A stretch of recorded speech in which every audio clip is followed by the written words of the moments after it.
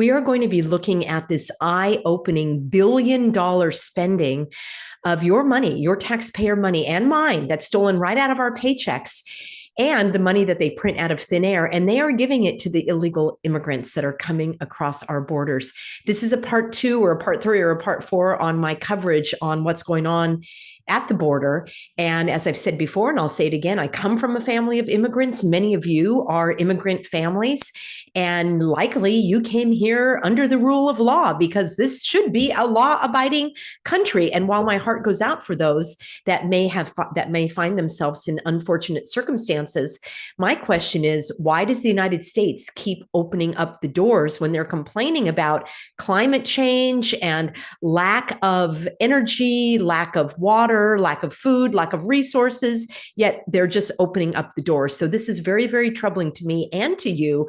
And I'm going to share with you this very important Substack, not mine, but of another Substacker. Again, that's like a newsletter, and you can get on mine at peggyhall.substack.com. And this individual exposed this Office of Resettlement Services, which I didn't know existed, in our Health and Human Services. And you're going to see exactly what these people get. My question is, why don't American citizens get that? What about our veterans? What about the homeless? What about the elderly? What about the low income? Why are they being pushed to the side while the new arrivals are coming here with their hands out? All right, when my grandfather came here, he got nothing, N-O-T-H-I-N-G. He built his family and his life from the ground up in the United States, only to see it taken away under eminent domain. I've done a video on that in the past. I'll try to link to it in the description box and at the end of this video.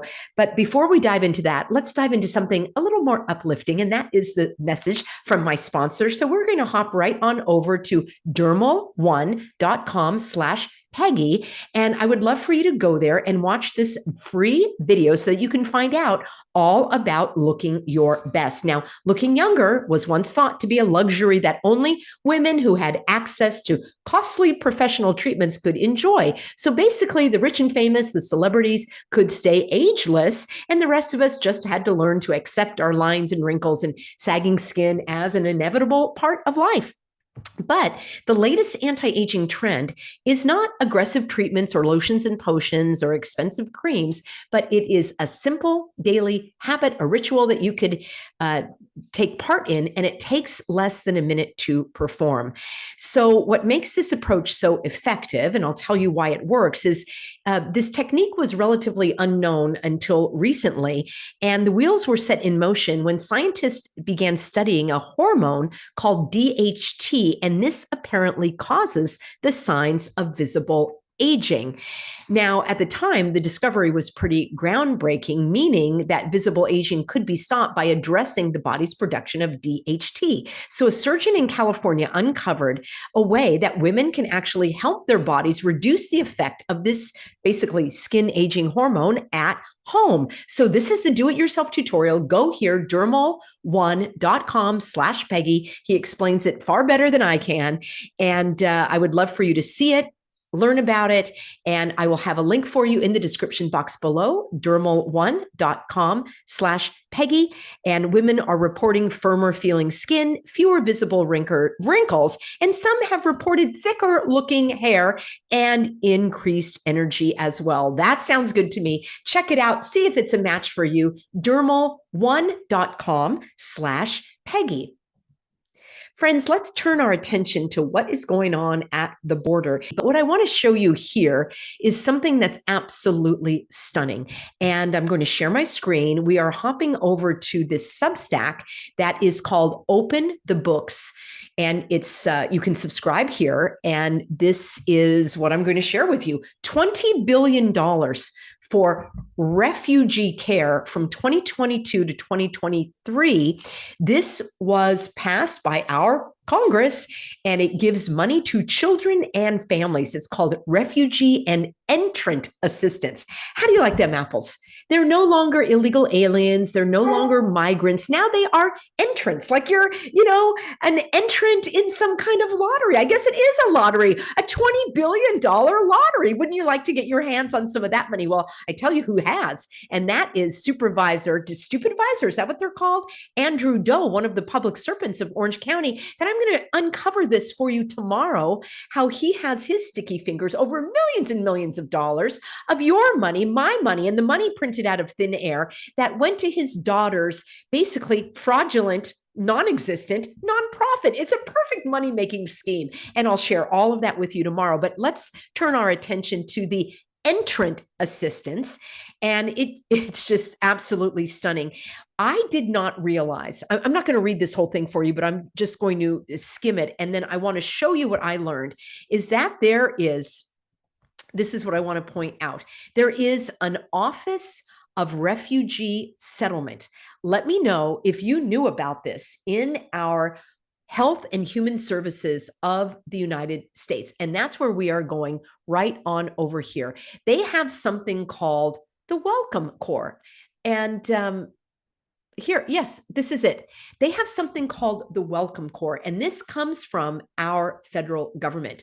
How Americans are expanding U.S. resettlement efforts. All right, before I go any further, I just have to come off that screen share because I'm just astonished how they manipulate the language. So we no longer are trying to prevent the illegals from coming into the country. We're supposed to be the welcome wagon. And the United States government wants you to be a sponsor of the entrants. Yeah, the new entrants, entrants, who are entering our company thanks to your tax dollars. So apparently you can be a sponsor. Oh, it just warms my heart to know that people are going to be a part of the Welcome Corps. There they are at the airport, welcoming people that they've never met. Here we are, January 8th, 2024.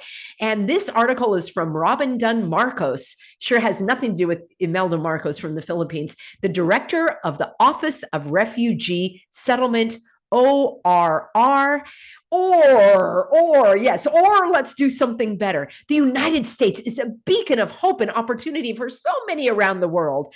The Biden-Harris fake administration has taken significant steps to address the humanitarian needs of refugees and migrants and remains a leader on the world stage for refugee resettlement. To further these efforts, in January of 2023, the Department of State, in partnership with the Department of Health and Human Services, launched the Welcome Corps, a program designed to enhance and expand the country's capacity to resettle refugees. It's the boldest innovation in U.S. refugee settlement in 4 decades. The Welcome Corps complements the existing efforts sustained by resettlement agencies, state and local partners, and community organizations to support refugees as they arrive in the U.S. The Welcome Corps invites Americans to do what we do best: be a neighbor, a guide, and a trusted friend to refugees who you don't even know, who are getting your tax dollars. Yeah, isn't that awesome? Because they're coming here in search of safety and freedom. This program empowers private citizens, both Americans and permanent residents, to support the first 90 days of a refugee or a refugee family's arrival.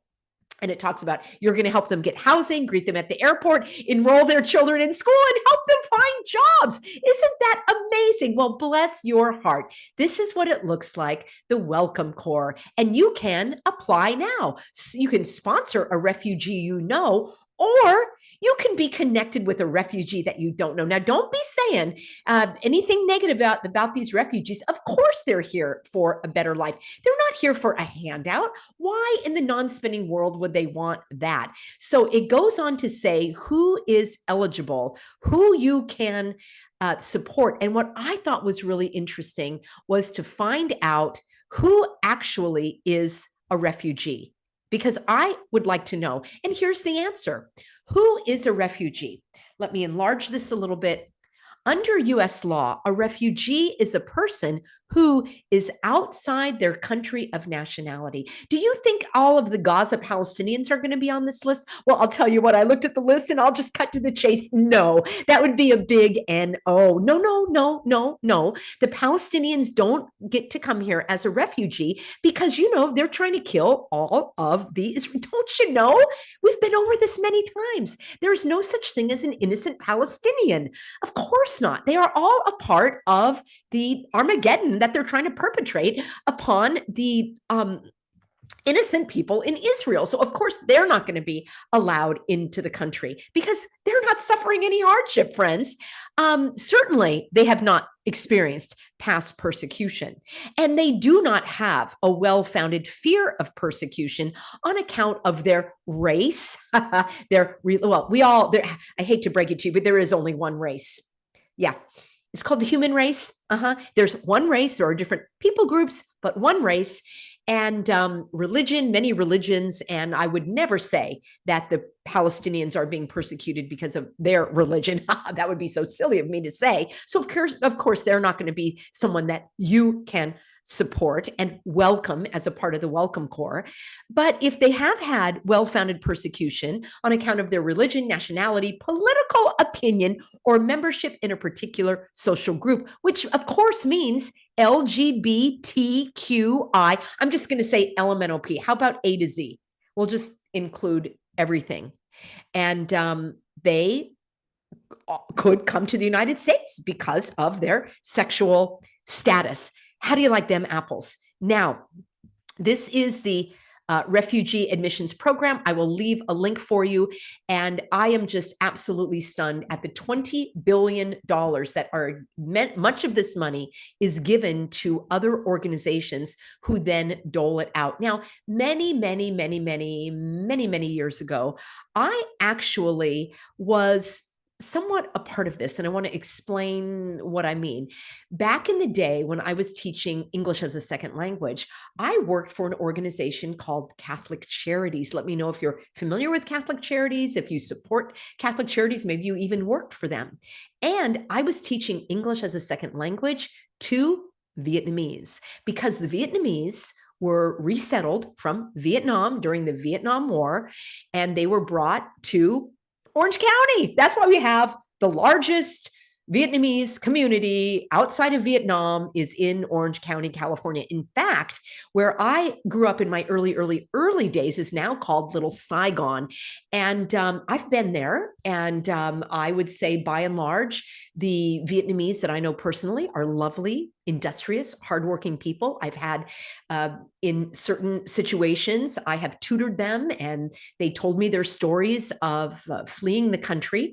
Tomorrow, I'm going to share with you, excuse me, I don't really want to laugh because it's probably not funny, but the story that we're told about the supervisor, Andrew Doe, yes, one of the public servants on the Orange County Board of Supervisors, the one who is the most corrupt. Even the Orange County Register, which is basically a communist newspaper, is calling for him to resign. That's how bad it's gotten. Wait until I tell you his refugee story. Oh, yes, it's quite entertaining, but I digress. The point being, it has the refugees from Vietnam over the decades have changed literally the complexion of the community because it is now Little Saigon. And I don't speak Vietnamese. So if I wanted to be, waited on in a restaurant or something, it's a little bit awkward. I'll just put it that way. And nothing looks the same from when I grew up there. All the signs are in Vietnamese. All of the city council members are Vietnamese. So it really changes the environment. And that is what is happening now in communities all around the United States. It's no longer just Orange County, California, or San Diego, or Arizona, or New Mexico, or, Miami or Texas, because these, the entrants, that's what they're called. Yes, that they're not migrants, they're not visitors, they're not refugees, they're the entrants because they're entering the country. So now they're being shipped to all of these other states who are also giving them all sorts of money that is not going to the American citizens who are homeless, the veterans, the elderly, the low income, because that's how it should be out of the goodness of our own heart. But my story is that Catholic Charities got millions, I don't know at the amount of money at the time, but they got a large amount of money to employ people like me as English as a second language teachers to teach these Vietnamese English, because here is what these migrants get. They get money, they get housing. Now, this may not have been the scenario back, when I was teaching English, but in the current day, this is exactly, I'm going to show you what they get. We're going to look at the benefits for the Ukrainian parolees.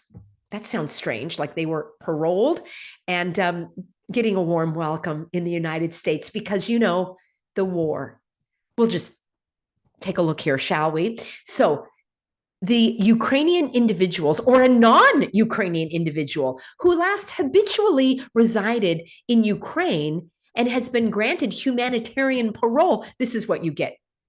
Mainstream, non-ORR, which is the Office of the Resettlement, benefits such as cash assistance through temporary assistance for needy families. You get supplemental Social Security income because they didn't even work here and they never paid a penny into Social Security like you did and like I did. So of course they're going to get Social Security. Friends, we've been over this before. It's fair and it's diverse and it's inclusive and it's for the good of all and for the common good. And that's what we need to care about. And then they get health insurance through Medicaid. They get food assistance through Supplemental Nutrition Assistance Program and cash assistance, medical assistance, employment preparation, job placement, English language training. That's what I participated in years ago, and other services offered through the Office of Refuge Resettlement. There you have it. And there's so much more. I will leave a link for you in my Substack, peggyhall.substack.com. But I want to leave with this thought. All of these people that are coming here with the open arms in the welcome wagon of the United States, and you can do that. You can be the one to help the people get their jobs and to find a place to live and take money from your paycheck and all of that out of the goodness of your heart. So all of those people that we're told have the eligibility because they're being persecuted because of their race and their religion. You see where I'm going with this, don't you? What about all of us that have been persecuted for our religion? Just asking. Those of us that have a no consent to suffocating our God-given breath and to obscuring our face, because in the Bible it says that with your face unveiled, you stand before the Lord and thus increase your glory in him. Yes, that's in the Bible. The Bible also says we're not supposed to fear their faces. So yes, there have been very few face-friendly establishments in California. But what about those of us who refuse to suffocate ourselves? What about those of us who did not consent to the nasal assault, the nasal swab assault, to test for something that of course exists and is very, very deadly? It's so deadly that you have to be tested to know that you have it. And it's so deadly that you can breathe on someone. You have to stand 6 feet away. Otherwise you'll breathe on them. But in order to see if you have it, they have to dig around in your brain matter. It makes perfect sense. But those of us that didn't go along with the hogwash and certainly did not become a human pincushion, and we're also persecuted because of our religion, where's our handout? Where's our assistance? Where's our job placement? Instead of that, we got booted out of the jobs. How do you like them apples? Them are pretty rotten apples. Yes, I do stand for equality in a certain way when it is an injustice that is perpetrated on we the people that are the law-abiding citizens. I didn't know this was going to be a rant, but apparently it is. And I'm telling you, friends, things will change because more and more of us are standing up. We are exposing the evildoers, and wait until I see what I've got for you tomorrow. This gives me hope because even the most oppressive of media, including the Orange County Register, is now speaking out. And even a Los Angeles media outlet, again, talk about liberal, is speaking out against the corruption of Andrew Doe. So I do see hope at the end of the tunnel.